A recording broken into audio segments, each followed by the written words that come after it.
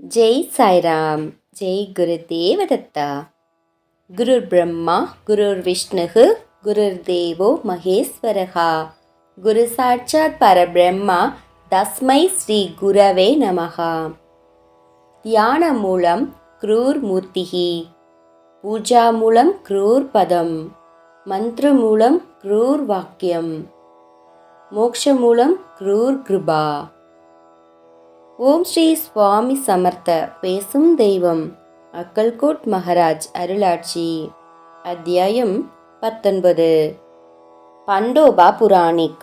ஸ்ரீ சத்ரபதி சிவாஜியின் பரம்பரையான ஸ்ரீமந்த் சகாஜி ராஜா அவர்கள் பண்டோபா புராணிகர் என்பவரிடம் முன்பு சத்ரபதி என்ற ராஜாவிடம் இருந்த அக்கல்கோட் சமஸ்தானத்தை தனக்கு மீட்டுக் கொடுக்க உதவி செய்தால் 1000 ரூபாய் பெருமான நிலத்தை பரிசாக அளிப்பதாக கடிதம் மூலம் வாக்களித்திருந்தார். பண்டோபா புராணிக்கும் தமக்கிட்ட வேலையை திறமையாக செய்து அக்கல்கோட் சமஸ்தானத்தை சிவாஜி பரம்பரைக்கே மீட்டுக் கொடுத்தார். ஆனால் தமக்கு தருவதாக இருந்த பரிசை மன்னர் தரவில்லை. இந்த கவலை அவரை பெரிதும் வாட்டியது. அக்கல்கோட்டில் பண்டோபா தினமும் ஸ்ரீ சுவாமி சமர்த்த மகாராஜை தரிசனம் செய்வதை வழக்கமாக கொண்டிருந்தார். ஒரு நாள் சமர்த்தரிடம் தமது கவலையை வெளியிட்ட போது சுவாமிகளும், யாம் உமக்கு லிங்கத்தை கொடுத்துள்ளோம் அல்லவா என்று ஆசி அருளினார்.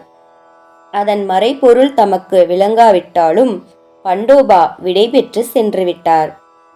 சிறிது காலத்தில் சத்ரபதி சகாஜி அவர்கள் மறைந்தார். அவரது நினைவாக தான தர்மங்கள் செய்யப்பட்டன. அப்போது பண்டோபா புராணிக்கிற்கும் ரூபாய் 450 மதிப்புள்ள நல்ல விளைநிலம் தானமாக வழங்கப்பட்டது. அந்த நிலத்தை பார்க்க ஆவலுடன் சென்ற பண்டோபாவுக்கு ஆச்சரியம் காத்திருந்தது.